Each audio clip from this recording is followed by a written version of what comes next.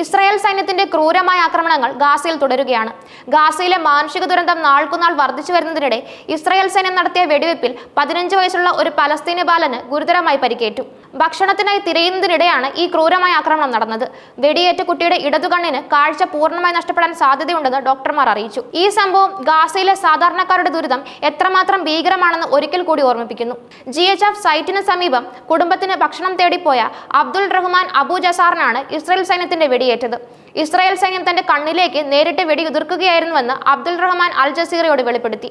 വെടിയേറ്റ് നിലത്ത് വീണതിനു ശേഷവും സൈനികർ തനിക്ക് നേരെ വെടിയുതിർത്തുകൊണ്ടേയിരുന്നു. താൻ മരിക്കാൻ പോകുകയാണെന്ന് തോന്നിയെന്നും അബ്ദുൾ റഹ്മാൻ പറഞ്ഞു. ഗുരുതരമായി പരിക്കേറ്റ അദ്ദേഹത്തിന് ഉടൻ തന്നെ ചികിത്സ ലഭ്യമാക്കി. എന്നാൽ ഇടതു കണ്ണിന്റെ കാഴ്ച തിരികെ ലഭിക്കാൻ സാധ്യതയില്ലെന്ന് ഡോക്ടർമാർ സ്ഥിരീകരിച്ചു. ഇസ്രായേൽ ആക്രമണവും ഉപരോധവും കാരണം ഗാസയിൽ മരണസംഖ്യ കുത്തനെ കൂടുകയാണ്.